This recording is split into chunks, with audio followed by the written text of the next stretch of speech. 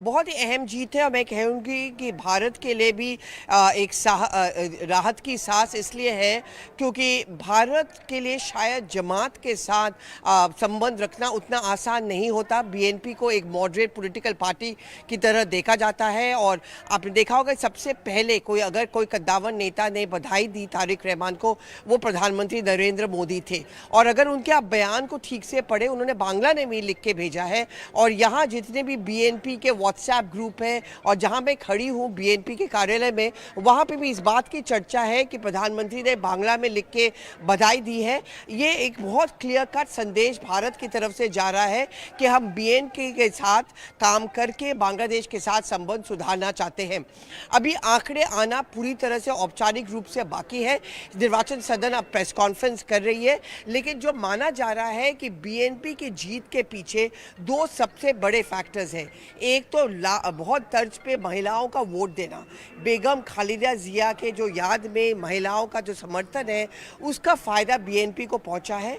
और दूसरी बात, जो छात्र वोटर्स है, जो फर्स्ट टाइम वोटर्स है, उनमें काफ़ी हद तक बंटवारा हुआ है। जमात ने एक गठबंधन किया था नेशनलिस्ट सिटीजन पार्टी के साथ, और एनसीपी जिसको यहाँ कहा जाता है स्टूडेंट अपराइजिंग का एक पार्टी है, उनको उतने सीट्स नहीं मिले, उनको सिर्फ 6 सीट्स मिले हैं। लेकिन उसका फ़ायदा या छात्रों का समर्थन का फ़ायदा जमात को नहीं मिलकर बीएनपी को मिला है, और यही बहुत एक अहम बात है। इसलिए आगे की चुनौती तारिक अनवर के पास बहुत सारे हैं। चाइना या चीन भी चाहेगी, पाकिस्तान भी चाहेगी कि अच्छे संबंध हो, लेकिन भारत के साथ अच्छे संबंध रखना तारिक अनवर के लिए ज़्यादा प्रायोरिटी है। दूसरी बात यह है पॉलिटिकल स्टेबिलिटी, क्योंकि जमात को साथ लेकर काम करना। और तीसरी बात है कि आर्थिक विकास, जिसकी खास ज़रूरत है यहाँ पे, आर्थिक विकास, नौकरियों की ज़रूरत है, वो सबसे बड़ी चुनौती तारिक अनवर के लिए रहेगी। तो देखिए, बहुत सारे सवाल यहां पर खड़े हो रहे हैं कि आखिर आगे कितने सारे चैलेंजेस यहां पर सामने आएंगे, क्योंकि अब जिस तरीके की जीत यहां पर मिली है उसके बाद सबकी नजर है, अमेरिका की नजर भी इस वक्त बांग्लादेश पर है, चीन तो पहले ही अपनी नजर बनाया हुआ है। इसी को आगे लेते हुए आखिर तारिक रहमान कैसे आगे बढ़ेंगे, उस पर सबकी निगाहें टिकी हुई हैं। और मेजर जनरल के सिन्हा ने एक बात भी यहां पर कही थी, और मेजर जनरल AK सिवाज से भी उनका कॉमेंट लेना बहुत ज्यादा जरूरी है, वो भी रक्षा विशेषज्ञ हैं। सर, जैसा के सिन्हा जी कह रहे थे कि कोई विकल्प नहीं, ऑप्शन नहीं है हमारे पास तारिक रहमान के अलावा, लेकिन जो आवामी लीग पर जो भरोसा अब तक भारत का बना हुआ था, जिस तरीके का भरोसा शेख हसीना पर था, क्या उसी तरीके का भरोसा हम कर सकते हैं तारिक रहमान पर, बीएनपी पर कर सकते हैं? बिल्कुल। देखो शिवानी, आपके पास सच्चाई या ऑल्टरनेटिव नहीं है, क्योंकि अवामी लीग तो है ही नहीं। अवामी लीग को तो इलेक्शन लड़ने नहीं दिया, तो आपके पास चॉइस थी बीएनपी या जमात इस्लामी। और जमात इस्लामी तो एक रेडिकल जो पार्टी है, वो तो एंटी इंडिया भी है और एंटी माइनॉरिटीज है। हिंदुओं के साथ उन्होंने कितना एक प्रकार से वायलेंस किया है। तो सच्चाई यह है कि मुझे लगता है बहुत बड़ा चैलेंज है तारिक रहमान के लिए, मगर उनको समझ है कि जो बांग्लादेश है उसको इंडिया लॉक कंट्री माना जाता है, कि भाई 95% उसका बॉर्डर भारत से मिलता है और भारत से ही पानी जाता है, बिजली जाता है, यहीं से इनके पास खाद्य पदार्थ जाते हैं, टेक्सटाइल जो सबसे बड़ी इनकी एक्सपोर्ट करती है उसका रॉ मटेरियल भारत से जाता है। तो मुझे लगता है सबसे पहले इनकी प्रायोरिटी होगी भारत के साथ अच्छे रिलेशन। आज की टाइम में geo economics plays a major role. Economy बहुत जरूरी है दोबारा ट्रैक पे लाना, क्योंकि ये जो 1.5 साल का मोहम्मद यूनुस का टेन्योर था, उसने इसकी इकॉनमी को डगमगा दिया है। जो बांग्लादेश की, वहां पर अनएम्प्लॉयमेंट बहुत ज़्यादा, इन्फ्लेशन बड़े डबल फिगर में पहुंच रहा है, करप्शन बहुत हाई है। तो मुझे लगता है कि अगर उनको अपनी इकॉनमी संभालनी है तो भारत के साथ अच्छे रिलेशन करना उनके मजबूरी नहीं, उनकी मुझे लगता है प्रोग्रेसिव। दूसरा, मुझे एक सबसे अच्छी चीज लगी जो तारिक रहमान की, उन्होंने एक तो कहा बांग्लादेश फर्स्ट, वो किसी दूसरे देश पे नहीं कि इंडिया या चाइना या अमेरिका, वो कहते हैं कि जो बांग्लादेश को ज़्यादा ठीक है हम वो करेंगे। और सबसे इंपॉर्टेंट जो पॉलिटिक्स पॉइंट ऑफ व्यू से उसने बोला कि ये जो रिवेंज की पॉलिटिक्स थी, जैसे बीएनपी आती थी तो वो अवामी लीग पे एक्शन लेती थी, और अवामी लीग आती तो बीएनपी, उसको बंद करना चाहते हैं, एक नया स्टार्ट करना चाहते हैं। होप बहुत है, लगता है कि एक अच्छे यूथ लीडर हैं, आगे अच्छा करेंगे। पिछले वाला ट्रैक रिकॉर्ड को ना देखते हुए ये चांस दिया जाएगा कि वे आगे बढ़े।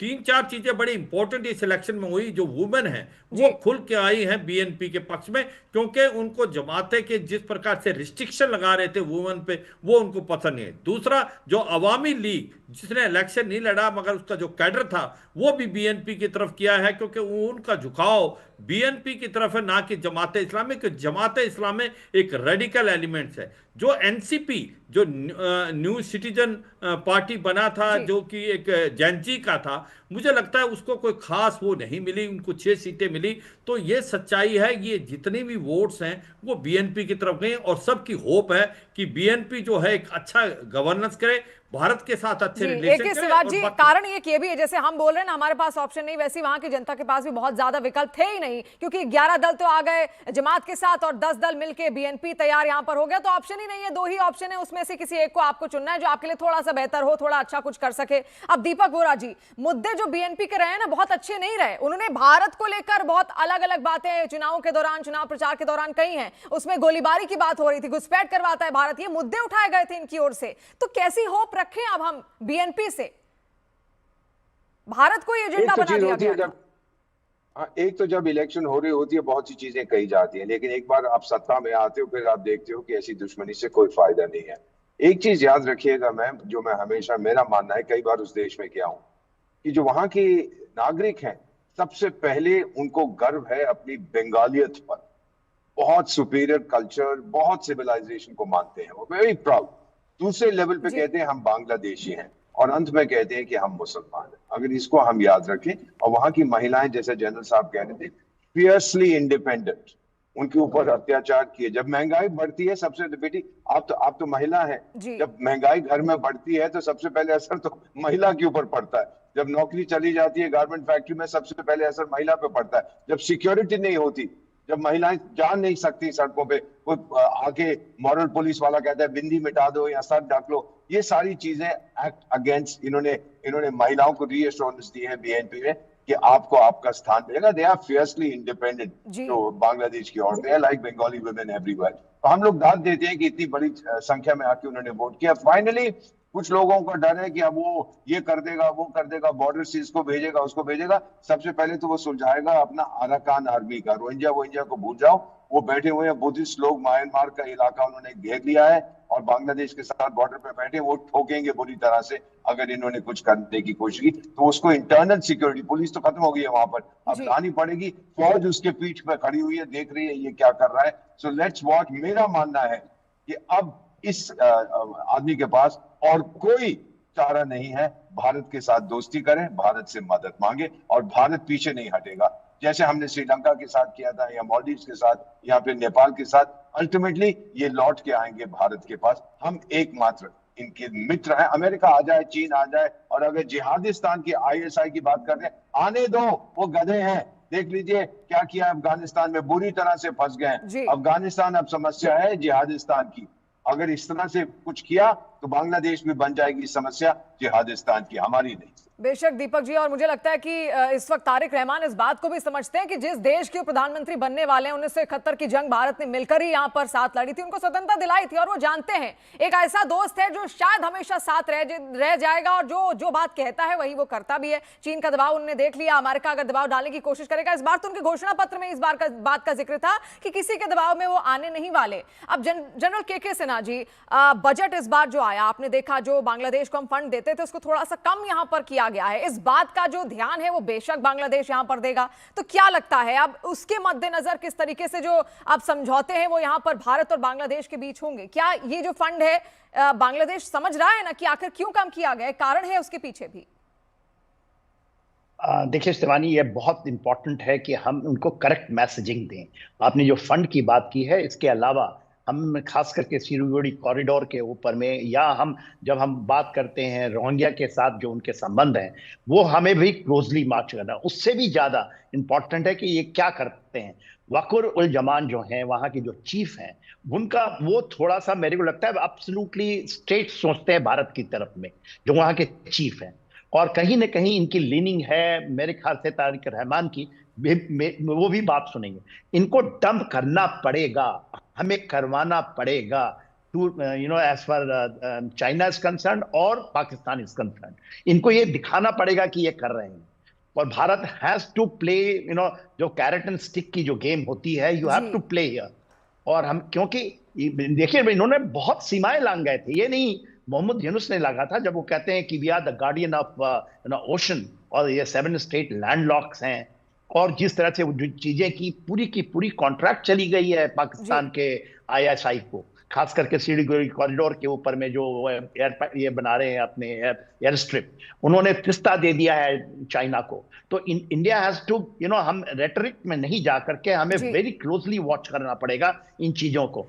वहां पर देखिए ये पहली बार, अब आप देखेंगे जब ये आए थे मोहम्मद यूनुस, तो पहली बार उनकी नेवल ड्रिल हुई है बांग्लादेश आर्मी और चाइना के बीच में.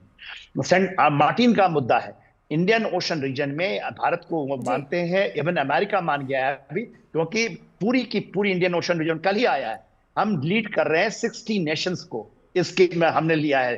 तो ये जो चीजें हैं एब्सोल्युटली हम एक बहुत अच्छा चीज हुआ है. ये मैं मानता हूं कि BNP का आना, मैं भी क्रॉस किया हुआ था फिंगर कि कहीं जमात आ जाता तो चीजें बदल जाती, मगर मेरे ख्याल से बहुत अच्छी पटरी पे आएगा. और मेरा ऐसा यकीन है, मेरा गट फीलिंग है कि ये अवामी लीग के समय से भी ज्यादा बेटर होगा. 2 दशक से हम कर रहे थे, क्योंकि वहां पर भी शेख हसीना कहीं कहीं बेशक के सिन्हा जी, उम्मीद तो यही है कि अब जो विकल्प हमारे सामने है वो बहुत बेहतर यहाँ पर साबित हो, और इसी पर सबकी निगाहें टिकी हैं कि आखिर भविष्य में क्या क्या होने वाला है. क्योंकि घोषणा पत्र में भी ये जिक्र किया गया था कि हम आसियान के साथ खुद को स्ट्रांग होल्ड रखेंगे, सार्क के साथ हम अपने रिलेशंस बढ़ाएंगे, और जहां वो जाएंगे उनको हर जगह इन तमाम एसोसिएशंस के साथ भी भारत ही मिलेगा. तो भारत के साथ तो संबंध मजबूत करना बहुत जरूरी है. आप तीनों मेहमानों का बहुत बहुत शुक्रिया जुड़ने के लिए.